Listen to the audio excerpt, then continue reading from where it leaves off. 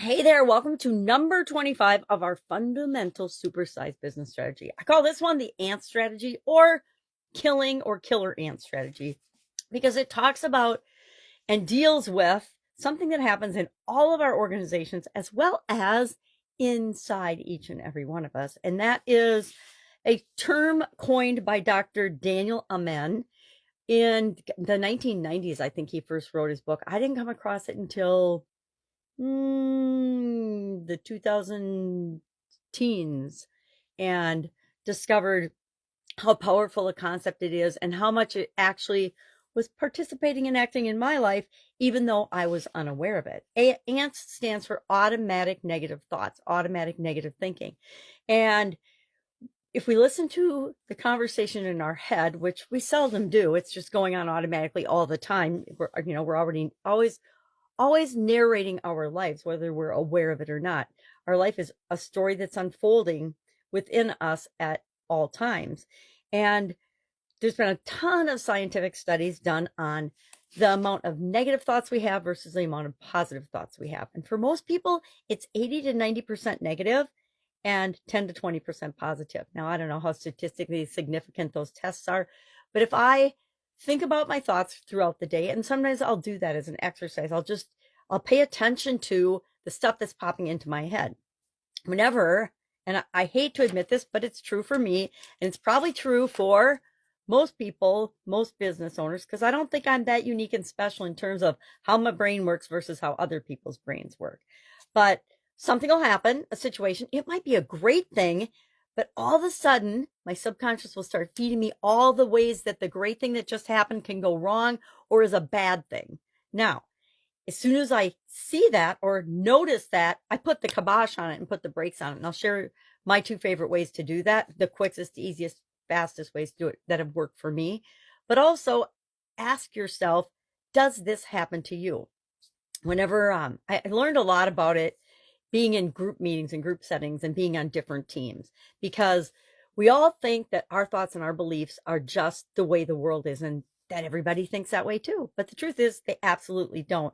And being part of teams really highlights that and shows us the differences in the way different people think and the way different people make decisions, different people prioritize things. Now, I will still contend, no matter what, the way you do it is the most important for you, but the way everybody else does it is the most important for them too. So we need to be respectful and keep that in mind as well. So what's a quick example of this? You decide you're going to roll out a new project or a new plan in your organization, your company. It doesn't even matter what type of company or business you have. Something's coming down the pipe, something new.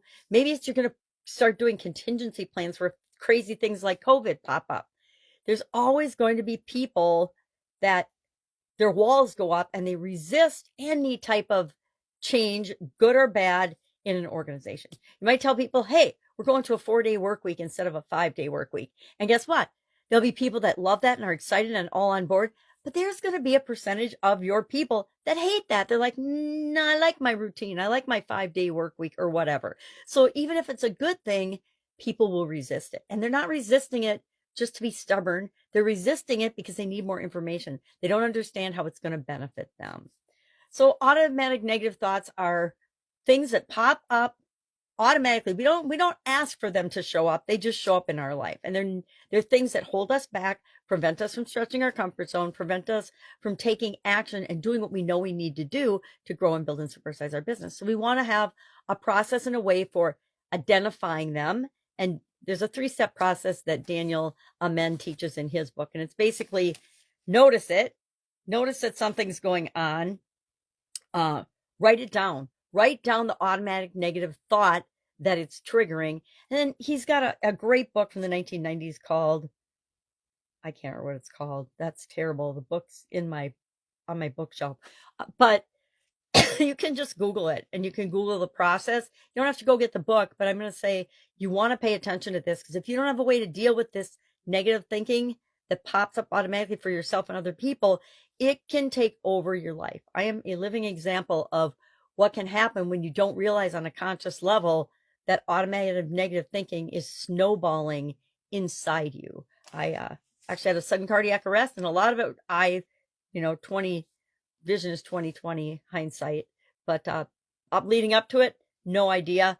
After the fact, I reviewed what was going on with me in my life prior to that, and boom, I contribute a lot of that to just feeling out of control, negative thoughts, not feeling like I knew what to do, which was probably an absolute low point in my thinking in my life. But after that, I discovered this book, and that, guess what? We can change those things. We can stop them before they cause us or our business or our organization any type of damage. And we do that by writing it down. What are you thinking? I'm thinking that I can't control this. I'm thinking this is out of my control. And it probably is, right? There are so many things in our business that are outside of our control, but how we respond and react to it, what we decide to do in the face of whatever the negative thought is the most important thing.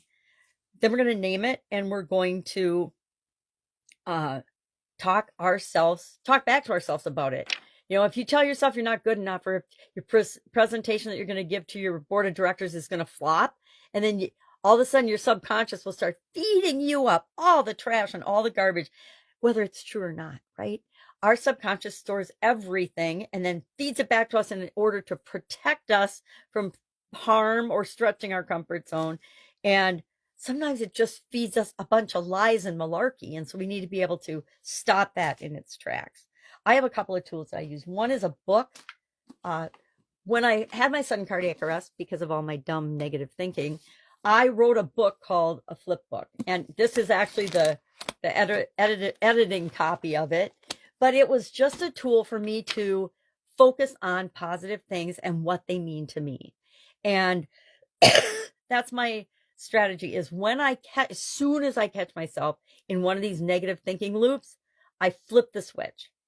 And I automatically just think about it like flipping a light switch, or pulling a cord on a light, a string on a light, or turning something off, maybe a circuit breaker or something.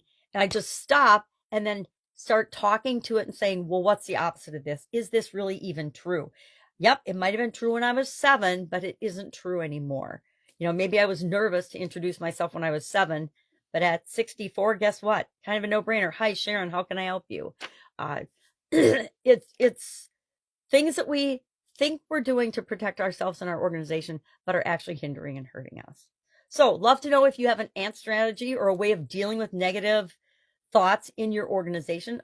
To me, it's part of building a culture, a learning culture, a growing culture, a culture that includes everybody's core values and things, etc. But it impacts each and every one of us in different ways. But I think it's worth at least thinking about and talking about and having a personal strategy for it, even if your organization doesn't.